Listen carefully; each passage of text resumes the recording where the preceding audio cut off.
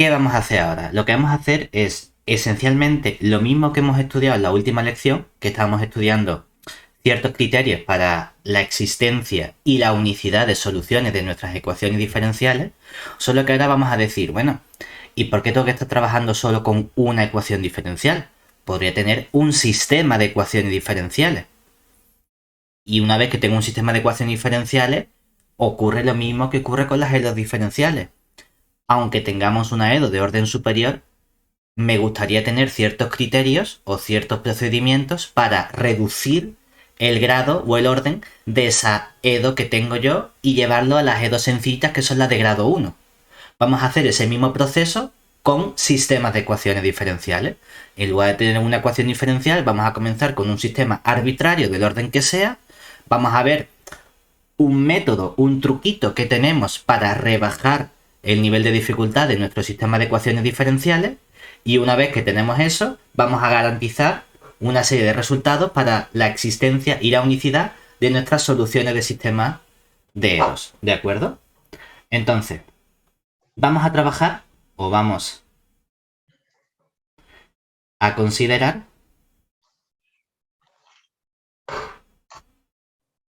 un sistema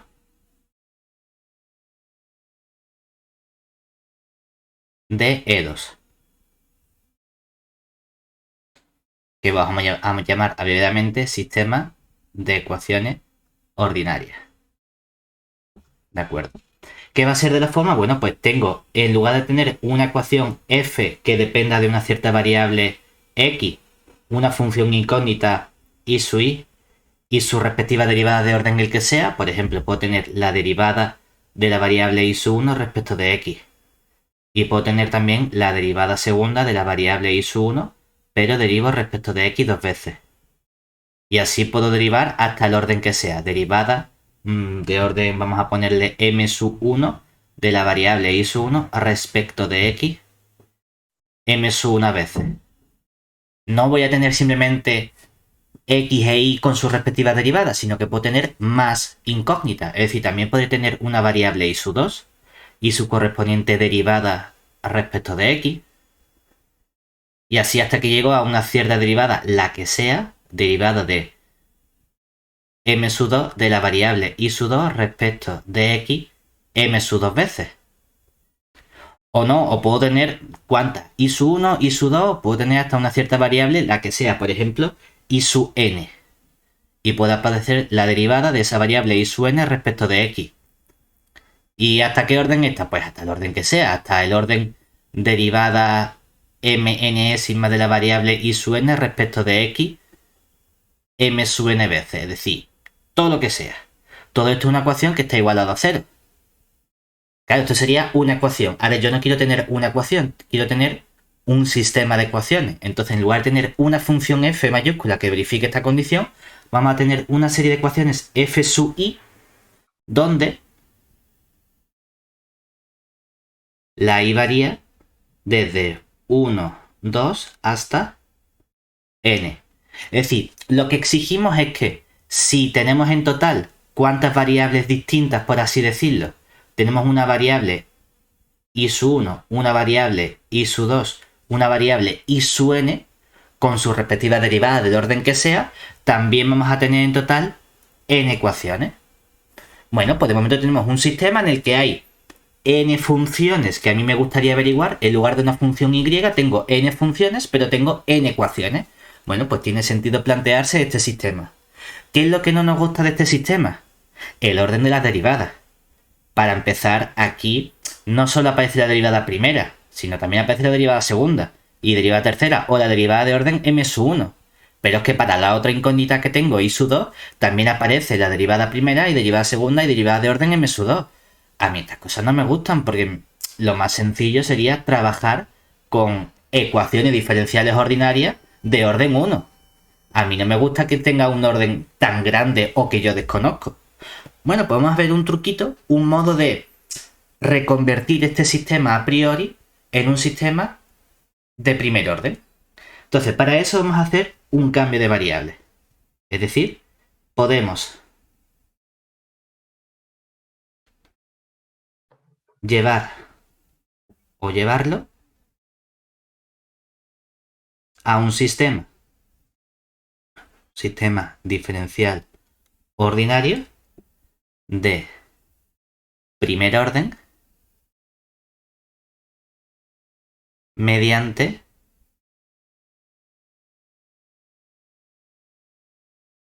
el siguiente cambio. ¿Qué vamos a hacer? Vamos a convertir cada respectiva derivada en una nueva variable. A mí no me gusta tener la derivada de orden 2. Pues voy a ponerle un nombre a la derivada de orden 1 y entonces la derivada de orden 2 va a ser la derivada de esa nueva variable. Y la derivada de orden 3 va a ser la derivada de... Voy a ponerle nombre a la derivada de orden 2. Entonces va a ser la derivada de orden 1 de una nueva variable que era la derivada de ' 2 y así sucesivamente. Claro, la notación no me gusta mucho. Aquí hay un primer paso en el que vemos que normalmente escribimos i su 1', i su 2'', o ponemos los numeritos entre paréntesis como un exponente para indicar el orden de la derivada. No lo hemos hecho aquí porque el libro utiliza la notación que tenemos acostumbrados, que estamos habituados para la derivada, para llamar a esa nueva variable. Entonces lo que hace es que cogemos la variable i sub j, vamos a coger la derivada respecto de x y vamos a llamar i sub j elevado a p. Ojo, que esto no significa la derivada pésima, ¿eh? Esto es una forma de denotar a esta nueva variable i sub j superíndice p entre paréntesis. Y lo que significa es que... ¿Eh? Lo que antes llamábamos p. Exactamente. Y ahora esto va a ser una nueva variable i sub j elevado a p más 1. ¿Qué es lo que estábamos diciendo? ¿Qué hacemos con la derivada de orden 1? Lo llamo una variable i sub 1 elevado a 1. Es que entonces la derivada de orden 2 es una variable i sub 1 super 2. Y la de 3 es una variable i sub 1 super 3.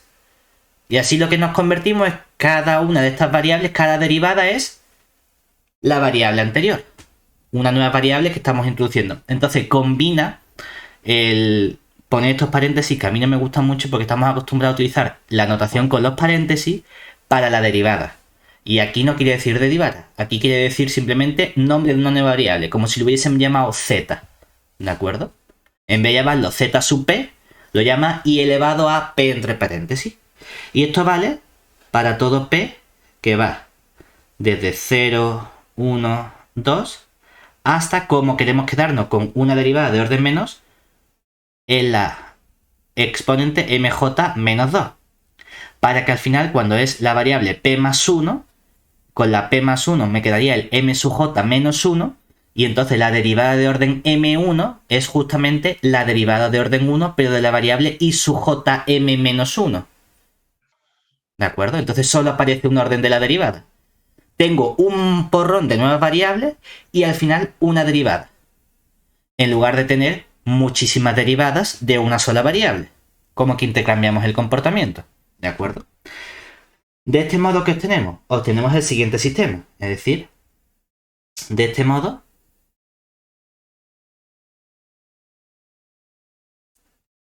llegamos al sistema diferencial ordinario, que estaría dado por nuestras funciones f sub, me da igual que lo pongamos f sub i o f sub j, vamos a ponerlo f sub i, por ejemplo, igual que antes, que sería la x, la variable i sub 1, solo que ahora lo que era la i' ya no va a ser la i', sería la variable i sub 1 super 1. Y la derivada segunda no va a ser la derivada segunda, va a ser una nueva variable que podríamos llamarlo z1 y aquí llamarlo z2. Pues esta va a ser la variable i sub 1 super 2. ¿De acuerdo? Y así hasta que llegamos, por último, a la variable i sub 1 elevado a m sub 1 menos 1, que esto es la variable, solo que ahora, ¿quién sería la derivada? Esta derivada que aparece aquí, la derivada m1 veces, sería derivar una vez la variable i sub 1 elevado a m1 menos 1. Es decir, aquí sí aparece una derivada de la variable i sub 1 m1 menos 1 respecto de x. Todo esto son nuevas variables. He introducido a partir de la variable i1, he introducido otra variable i1, otra variable i1, otra variable i1, m1 menos 1. De la esta última sí que aparece una derivada. Y repetimos ese proceso con la i1 y con la i2 hasta que llegamos al final a la i(n). Es decir, tendré la variable i(n), la nueva variable que he llamado i(n super 1), la nueva variable que he llamado i(n super 2), hasta que llegamos a la nueva variable i(n) elevado a mn menos 1, y de esta última sí que aparece una derivada. Derivada i(n) mn menos 1 respecto de x. Y todo esto está igualado a 0 con i que va desde 1 hasta n. Es decir, tenemos nuestras n ecuaciones, lo que pasa es que ahora tenemos más variables. ¿De acuerdo? ¿Cómo nos interesa a nosotros estudiar estos sistemas? Del mismo modo que nosotros hemos trabajado con las EDO. Dentro de lo que cabe, este sistema ya es un sistema de orden 1. Entonces vamos a intentar ver qué significa para nosotros que esté en forma bonita. Por así decirlo. Forma bonita es igual que ocurría con las EDO. Que yo fuese capaz de despejar las derivadas igual a una cierta función. Y dependiendo del comportamiento de esa función, veré qué ocurre. Pues eso va a recibir el mismo nombre que recibía para las EDOs, que es la forma normal de nuestra EDO o de nuestro sistema de ecuaciones diferenciales. Entonces, diremos que un sistema diferencial ordinario está en forma normal si precisamente podemos despejar explícitamente las derivadas igualadas a ciertas funciones que dependen del resto de variables.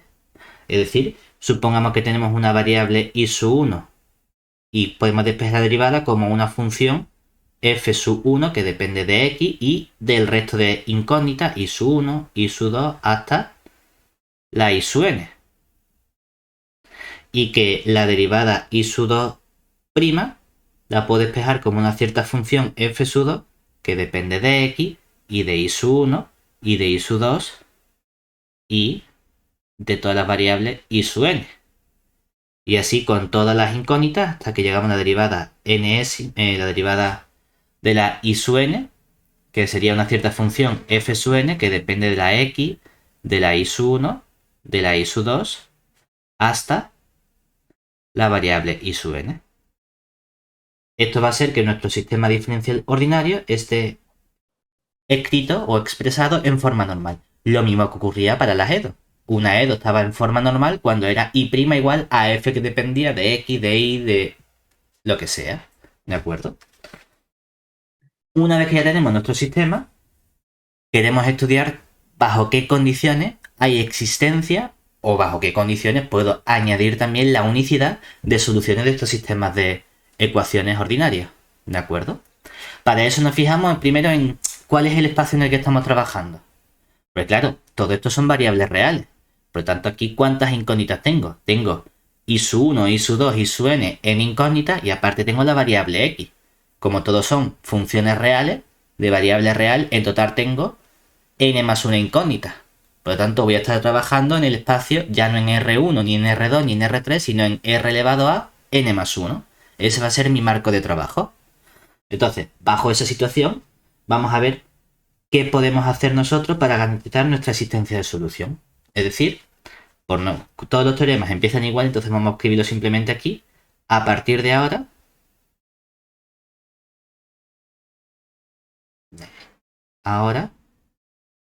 vamos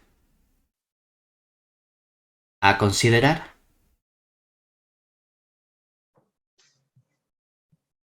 un cierto dominio D, que en vez de estar contenido en R2 o en R3, va a estar contenido en R elevado a n más 1. Y vamos a coger un punto que sea x0, y sub 0. Y ahora, el problema es cómo escribo las variables. Como hay una variable i sub 1, pues vamos a decir i sub 1,0 para indicar que el valor inicial de la variable i sub 1 y vamos a poner i sub 2, 0 para indicar que es el valor inicial pero de la variable i sub 2. Y así hasta que llegamos a un valor i sub n, 0 para indicar el valor inicial de la variable i sub n. ¿De acuerdo? El libro no pone las comas. A mí me gusta poner las comas porque si no parece un i10, i20 y no. Y tomo nuestro punto inicial de nuestro recinto D. ¿De acuerdo? Vamos a tomar una serie de funciones. Es decir, sean unas funciones f sub 1, f sub 2, las f sub n con las que hemos trabajado en nuestro sistema de ecuaciones, o a lo mejor puedo tener una única función f que van de nuestro dominio D contenido en Rn más 1, nr. ¿Vale? Esto va a ser nuestro marco de trabajo común. Siempre vamos a trabajar con nuestro dominio de Rn más 1, vamos a coger un punto de ese espacio y queremos ver qué tiene que ocurrir para que haya una solución que pase por este punto, o qué tiene que ocurrir para que no solo haya una, sino que solo, o sea, para que haya solución, sino para que solo haya una solución que pase por ese punto. Bueno, pues tenemos dos teoremas dedicados a Peano que nos dan información sobre ese comportamiento. Primer teorema. Lo que nos dice es que ocurre cuando directamente comenzamos con un sistema de ecuaciones. Es decir, si bajo las condiciones anteriores, es decir, todo el rato vamos a estar trabajando que estas funciones f1, f2 van de D, D es este conjunto de Rn más 1 y cojo este punto. Entonces, si las funciones anteriores f sub 1, f sub 2 hasta f sub n son continuas,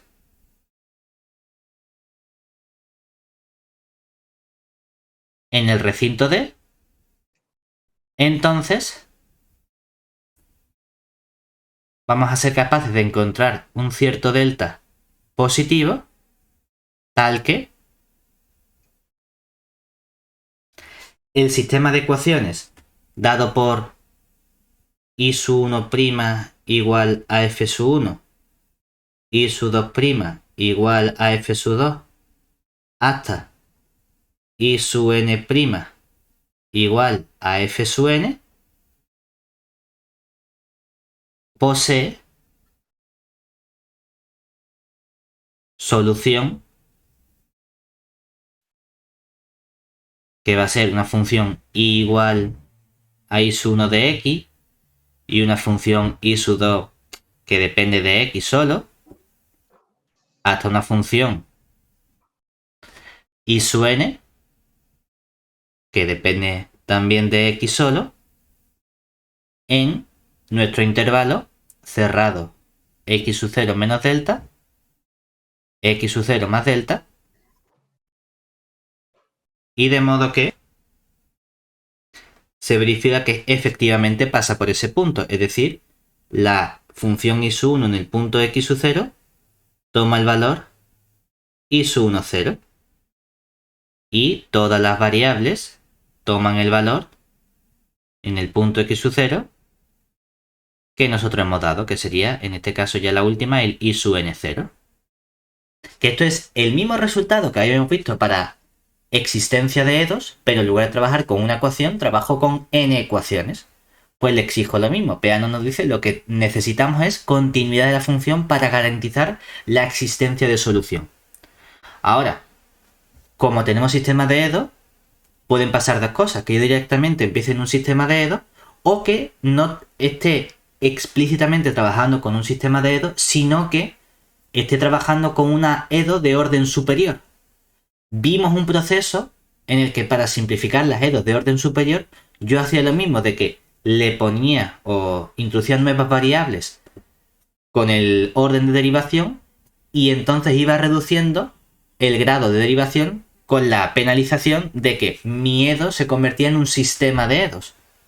Pues vamos a ver precisamente, o Peano lo dice precisamente, qué ocurre si en lugar de comenzar con un sistema, parto de una ecuación de orden superior, pero que podemos llevar a un sistema de E2. Nos dice básicamente que el comportamiento es el mismo, es decir, teorema de Peano, lo que nos dice ahora es si la función f es continua en D, esa función de n más una variable que dependía de x, de la derivada de orden 1, etc. Si esta función es continua en D, entonces existe un delta mayor que 0, tal que ahora no vamos a tener una ecuación de primer orden, ni un sistema, sino que vamos a tener una ecuación de orden superior, es decir, la derivada enésima, y aquí sí es derivada enésima, la tengo que despejada como f que depende de x, y depende de y, y depende de y', y depende hasta de la derivada n menos unaésima. Pues esta edo de orden superior que puedo reconvertir en un sistema tiene solución y igual a y de x en nuestro conjunto x0 menos delta, x0 más delta, con lo que verifica ahora es que la función y en el punto x sub 0 toma el valor y sub 1, 0. La derivada y' en el punto x sub 0 toma el valor y sub 2, 0. Mientras que la derivada n menos unaésima evaluada en el punto x sub 0 toma el valor y sub n0. Realmente este resultado es trivial cuando lo que hacemos es que llamamos i sub 1 a la variable y sub 2 a la variable y', hasta i sub n a la variable derivada n menos unaésima. Entonces realmente reconvertimos esta edo de orden n en un sistema de edo de orden 1. Y es el mismo resultado que hemos introducido antes. Pero bueno, tenemos aquí porque también hay casos en los que no comenzamos directamente con un sistema de edos, sino con una edo de orden superior que puedo llevar a un sistema de edos. Normalmente las matrices que nos quedan aquí son matrices que se llaman matrices de Van der Mondel, pero bueno, no nos hace falta saber tanto funcionamiento de esto, simplemente que también tenemos un resultado con la garantía existencia. Ahora bien, no solo queremos existencia, nos gustaría también tener unicidad. ¿Qué nos hace falta para tener unicidad? Si recordamos, cuando trabajamos con edos, para pasar de la existencia a la existencia y unicidad, no solo necesitaba la continuidad, sino también necesitaba esa condición de Lipschitz que debía verificar la función que definía nuestra edo. Ahora no vamos a tener una función, vamos a tener un porrón de funciones porque trabajamos con un sistema de edos. Pues vamos a exigirle una condición de Lipschitz análoga a cada una de estas funciones que definen a mi sistema de edos para poder pasar de la existencia a la existencia y unicidad.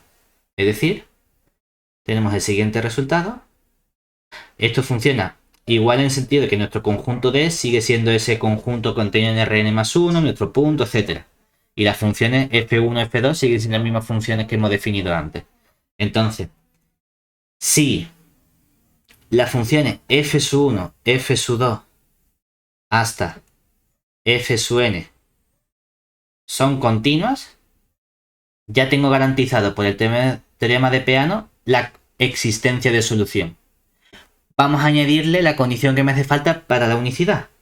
Es decir, si son continuas y existe un cierto entorno U contenido en D, que sea entorno de el punto x0 y sub 1, 0 hasta y sub n0, de modo que en ese entorno se verifica una condición de Lipschitz, es decir, la función f sub i-ésima o i-ésima en x y sub 1 y sub 2 hasta y sub n menos la función f sub i en un punto x, y ahora cambiamos los z, z1, z2 hasta z sub n.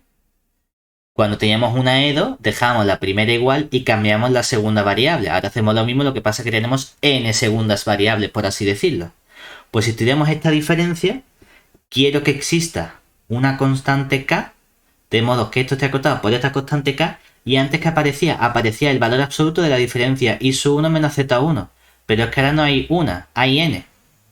Cogemos el más grande, cogemos el menor, cogemos cuál. Pues lo que se hizo fue tomar la suma de todas ellas. Es decir, tomar la suma desde j igual a 1 hasta n de la diferencia de la i sub j con la z sub j. ¿De acuerdo? Y esta constante es una constante positiva que debe cumplirse para todo i 1, 2 hasta n, para cada una de esas funciones que definen a las ecuaciones. Pues si esto ocurre, que esta va a ser nuestra condición de Lipschitz, pero para el caso de sistemas diferenciales ordinarios, entonces tenemos la misma consecuencia. Existe nuestro delta mayor que 0, tal que el sistema diferencial ordinario dado por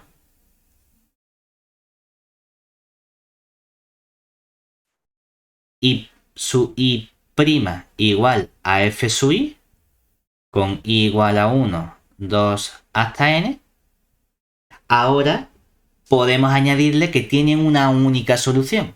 Yo ya sé que existe solución por la continuidad, pero vamos a garantizar que posee una única solución. Mismo comportamiento en nuestro recinto o en nuestro conjunto x0 menos delta, x0 más delta, que pasa por el punto inicial, es decir, por el punto x sub 0, y sub 1,0 hasta el i sub n, 0. ¿De acuerdo?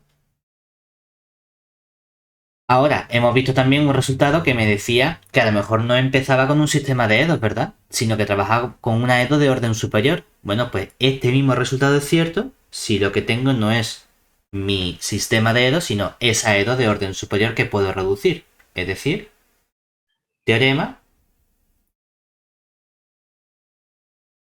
si la f es continua en D, ya tengo existencia, y existe un cierto U contenido en D que sea en torno de nuestro punto x0 y su 1, 0. Podría haberle puesto un nombre a este punto para no tener que copiarlo tanto. ¿Eh?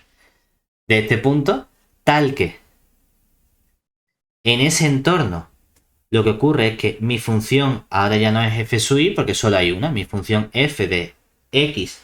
¿Y qué ocurre? Que ya no va a depender de la i1 y 2, sino que depende de i y de i' hasta de la derivada n menos una ésima, ¿verdad?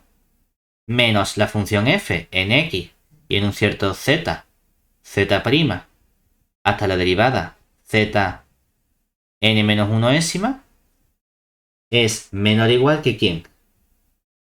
Menor o igual que el cierta constante k por el sumatorio desde j igual a 1 hasta n de quién? De los i sub j, de los i derivada j menos los z derivada j. Bueno, empezaría en j igual a 0 hasta n menos 1. Y esto sería, ya no hay n ecuaciones, sino que hay una única ecuación. Pues si esto es cierto, entonces ocurre lo mismo. Existe nuestro delta mayor que 0, tal que lo que tenemos ahora es que la ecuación derivada de orden n igual a f tiene una única solución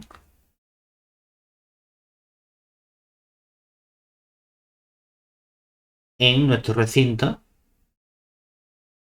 x0 menos delta, x0 más delta.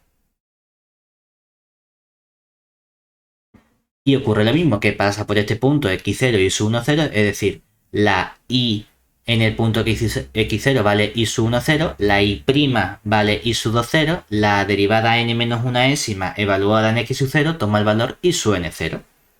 Mismo resultado que hemos tenido antes, pero añadimos esta condición de Lipschitz.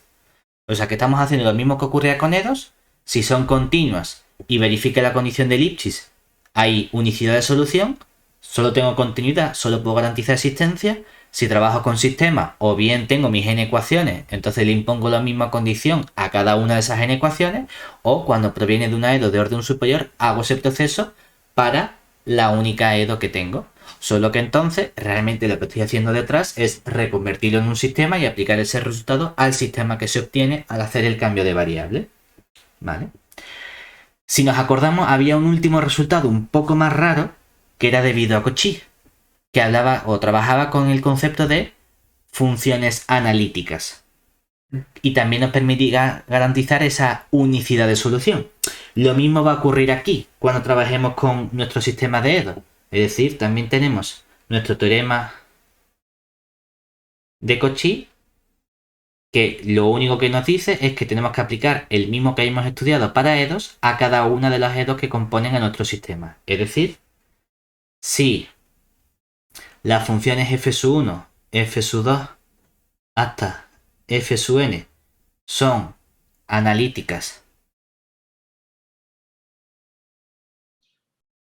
en un cierto entorno U, entonces el correspondiente sistema diferencial ordinario dado por I sub 1' igual a F1, I sub 2' igual a F2, I sub n' igual a F sub n, tiene una única solución